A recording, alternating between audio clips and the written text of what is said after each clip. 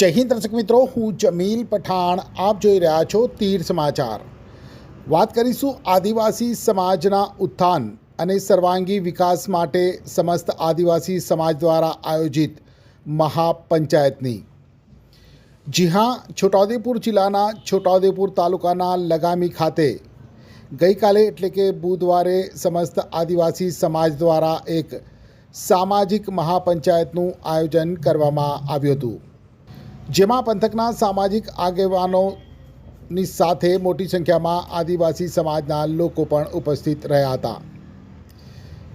આદિવાસી સમાજમાં પ્રવર્તમાન રૂઢિગત કુરિવાજો, સામાજિક દૂષણો, લગ્ન પ્રસંગોમાં ડીજે સહિતના વ્યર્થ ખર્ચાઓ બંધ કરવા તેમજ શિક્ષણ અને આરોગ્યલક્ષી સેવા અને સુવિધાઓ વધારવા સહિતના મુદ્દાઓ ઉપર ચર્ચા કરવા અને સામાજિક ઉત્થાન માટે એક સુનિયોજિત આયોજન કરવા, સમાજની સામાજિક અને આર્થિક સ્થિતિને અન્ય સમાજની હરોળમાં લાવવા માટે લગામી ગામના વતની અને છોટાઉદેપુર તાલુકા પંચાયતના પૂર્વ પ્રમુખ અને હાલના કારોબારી અધ્યક્ષ રાજેશ રાઠવાના વિશેષ પ્રયાસ થકી સમસ્ત આદિવાસી સમાજ દ્વારા આ મહાપંચાયતનું સુચારું આયોજન કરવામાં આવ્યું હતું.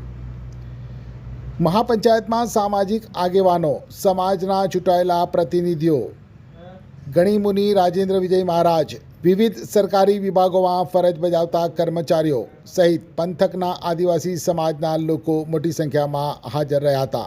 આ મહાપંચાયતમાં ચર્ચા વિચારણા બાદ વિવિધ ક્ષેત્રે કામગીરી માટે વિવિધ મંડળોની પણ રચના કરવામાં આવી હતી. ત્યારે આવો જોઈએ સમસ્ત આદિવાસી સમાજની મહાપંચાયતના કેટલાક અંશ.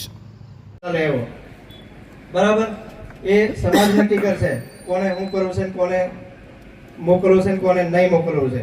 એ ત્યારબાદ આપણે માત્ર સમાજની વાત છે. એક જ ડીજે લાવવાનું છે, એમાં કાન ખોલીને બધાએ આગેવાનો બી સાંભળવા. તમારા ગામમાં કહેવાનું છે ભાઈ, ભલે તમે ત્યાં તમારા હાળીને ત્યાં લઈ જાવ, તમારા સોરાને ત્યાં પીરન મંગાવતા ના, ચોંદલો મોંઘી લો યાર તમે 5,000 10,000 રૂપિયા. હું વાંધો વિરોધ છે? તમે વગર કામના ટોટા ફટાકડા, તમે કોઈ ખેડૂતે કોઠો કર્યો ફટાકડા ટોટાથી એનું નુકસાન તરત જ કોઠો વળગી જાય, તારે કોઈ પૂછવાની જતો ડીજે વાળા. તમારા ડીજેમાં રમાડવાના લીધે ચક્કરમાં છે ને તમારા હગાના સંબંધીઓ સુમાતા હોય છે, સંબંધો ખરાબ થતા હોય છે.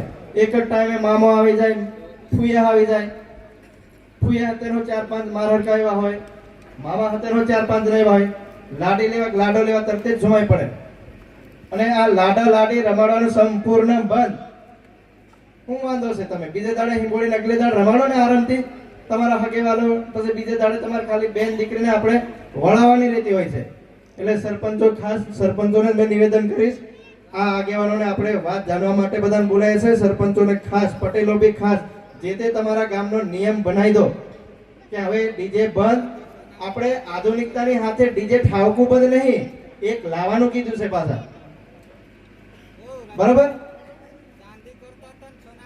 અને આ ઘરેણાની ટૂંક સમયમાં જે વસેલો છે, તો તમામ સમાજને હું એક નિવેદન કરીશ કે એક જ ડીજે આપણે આપણા સમાજમાં અને ઘરના પ્રસંગમાં, જે માન લો કે લગ્ન હોય કે કોઈ બીજું પ્રસંગ હોય, તો એના માટે તમામે 2 હાથ ઊંચા કરીને આપણે સમર્થન કરવું છે. અને તમામ દરેક ગામ લોકોને મેં વિનંતી કરીશ કે આગેવાનોને વિનંતી કરીશ, તમે લોકો આ વાત જે આપણે અહીંયા કરી છે શિક્ષણ બાબતે કે સામાજિકના વધારાના ખર્ચા પ્રમાણે જે વાત કરી છે, એ તમામ લોકોએ તમારા આજુબાજુના આગેવાનોને જઈને કહેવાનું છે. હવે ઉદયપુરમાં માત્ર એક જ ડીજે ચાલશે.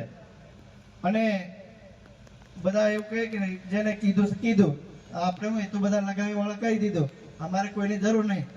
ના મિત્રો, જ્યાં બી ખબર પડશે અમને, કે આ જે બી આગેવાનોને ખબર પડશે તો કાયદાકીય કાર્યવાહી પણ કરવામાં આવશે. અને જેને બી ડીજે લેવાનું છે, પરમિશન વાળું એક જ ડીજે છે, એ ડીજે જે તે તમારા લાગતા વળગતા બીટ કે પોલીસ સ્ટેશનના હદમાં રહીને જે આવતું ગામ હશે એ લોકોએ ત્યાં પરમિશન તમને આપશે, માત્ર એક જ ડીજેની. બરાબર? પ્રવૃત્તિ થાય જવાબદાર તમે રહેશો. બરાબર? ઘણીક વખત આપણે બેન દીકરીઓને જે છોકરા છોકરીને રમાડવાનું જે કરે છે એ બી બંધ. હિંગોળી કરે અગલે દાડે આપણે રમાડી દેવાની છોકરીને. આપણા ઘર કુટુંબના કે જ્યારે બી કોઈ નજીકના હગાવાલા ભેગા થાય તો હિંગોળીની દાળ રમાડવાનું. ક્યારે? હિંગોળીની દાળ. અને છોકરાને રમાડો, પણ જે કંઈ હોય એની જે તે પંચવાળા જે નક્કી કરે એ પ્રમાણે એવું નહીં કે લગામીનો જ સંવિધાન લગામીનો જ બધે અમે આખા તાલુકામાં કરવાની લેવાનો. એટલે બધા સરપંચોને બી આપણે વિનંતી કરીશું ભાંગવા તોડવાનો જે નિયમ બધા બનાવી રાખ્યો છે એ બી અંકુશ લાવવો પડે. બરોબર, જેને પોતાની દીકરી વાલી છે, જેનો છોકરો વાલો છે, એ પોતાના મા બાપ હાચવે, પછી એમ કે અમારી આબરૂ જતી રહી, અમારે આવું થઈ ગયું. અમે બધા આગેવાનો છે, ઘણા બધા આગેવાનો સાહેબ, મારા સાહેબ ભેગા થઈએ છે ભાંગવા તોડવા માટે. હવે એ કઈ છોકરી, વકીલ સાહેબ બી ઉભા છે આપણી જોડે, કઈ છોકરી 15 થી 16 વર્ષની છોકરી હોય, વિચાર કરો તમે 15 થી 16 વર્ષની, એટલે કમસે કમ એને પોતાનું સામાજિક જ્ઞાન બી હોતું નથી.